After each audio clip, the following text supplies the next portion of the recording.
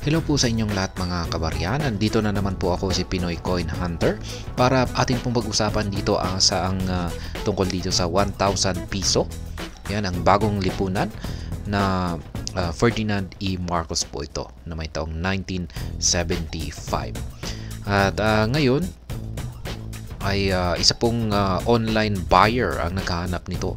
Ayan, may buyer po tayo rito na gustong bumili ng ganitong barya. Yes, isa po itong commemorative coin. Kaya ayan, atin pong aalamin kung magkano yung kanyang offer dito. At yan, nakikita po natin dito ay yung sample na kanyang hinahanap na 1,000 piso coin na 1975 na Ferdinand E. Marcos. Ayan. Kapareho po yung disenyo ng 5 piso coin na 1975 na rin na Ferdinand E. Marcos.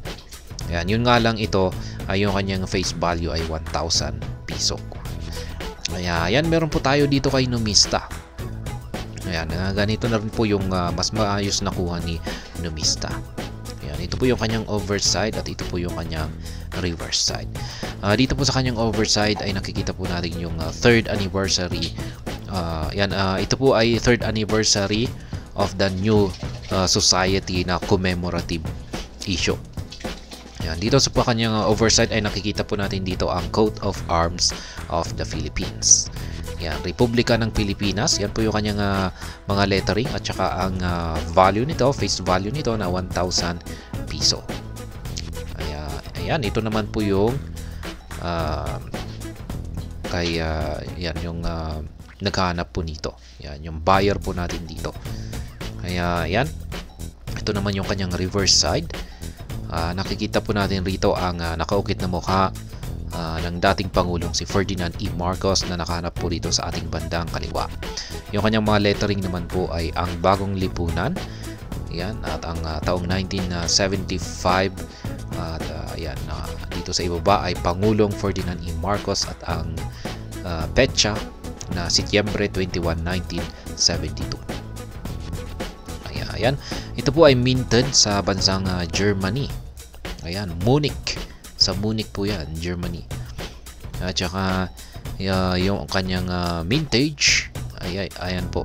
Yung proof coin ay 13,000 yung kanyang mintage, yung proof coin. Yung hindi po proof coin ay nasa 23,000 yung mintage niya. Mas marami.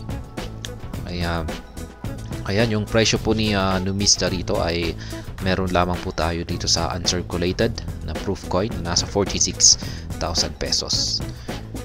Ayan, check na natin kung may mga na auction dito. Ayan, may mga na-auction dito. Naglalaro po yung kanyang presyo sa mga 80k, ayan, 60k at saka 37k. Ayan, mga proof coin po yan. Ayan, mataas po talaga ang presyo ng proof coin. Sa tingin ko mas mababa yung hindi po siya proof coin. Ayan, ito po ay gawa po kasi sa gold. Ayan, at saka silver. Pinaghalong gold at saka silver. Mas mataas po kasi yung composition niya sa gold. 0.9 po yan. At saka yung silver niya ay 0.1 or 0.10. Kaya tinatawag na rin po itong Marcos Gold. Ayan, Marcos Gold coin. Ayan. Ngayon ay may buyer po tayo rito na naghahanap na gustong bumili nito. At atin pong alamin kung magkano yung kanyang offer dito. Ayan, looking for Marcos 1,000 gold coins. Ayan, yung offer po niya ay 99,919. Almost 100k yung kanyang offer dito. Ayan, looking for Marcos 1,000 gold coins and Philippine old coins year 1903 to 1945. Ayan, meron na rin po siyang hinahanap na iba rito na mga old coin, Philippine old coins. Ayan, naghahanap na rin po siya ng 1921 na 50 centavos coin. At saka, ayan, mga foreign coin. 1861 na Isabel II Porla G. Ayan, Didios y Ilacons. Ayan. Tsaka meron pa, naghanap pa siya rito. Ayan, 1882 naman po ito na Alfonso XII. At saka, yan po yung kanyang mga hinahanap. At sa tingin ko ay offer po niya sa lahat ng mga ito ay 99 1,999. Ayan, sa lahat po siguro yan. Kaya yan po. Ayan, i-check nyo na lamang po siya rito kay Carousel. Ayan, siya po si Jolly Jolly. Ayan, kung meron po kayo niyan, ay ayan, naghahanap po siya. Ayan. Pero ito po talaga yung kanyang yung kanyang hinahanap rito. Yung 1,000 gold coin na ito na Ferdinand Marcos. Ayan. Ito po pala kasi ay may composition po kasi pala siyang ginto. Gold na 0.9 at saka silver na 0.10. Kaya po talagang meron po talaga siyang halaga. Ayan. Maliban dyan ay yung kanyang pagiging commemorative coin na collectible po talaga siya. Ayan, at napakaganda. At syempre, iilang piraso na lamang ang may ganito. Kaya, ayan, yan pong muli. May naghahanap po nito. Ayan, may naghahanap ng ganitong collectible coin or commemorative coin.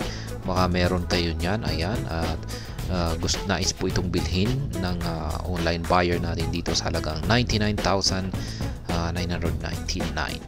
At ayun, hanggang dito na lamang po tayo sa video na ito. Sana po ay inyong nagustuhan ang aking paliwanag dito. Kung inyo po itong nagustuhan, pag-click lamang po ang like button nito. Para naman po sa mga bago lamang dito, kayo po ay aking inaanyayahan para mag-subscribe. Pag-click na rin po ang bell icon nito dahil ito po ang siya magsisilbing notification nito sa mga bago kong videos na akin pong ina-upload sa aking YouTube channel na ito. Marami pong salamat sa panonood, ingat po tayo lagi at God bless po sa ating lahat.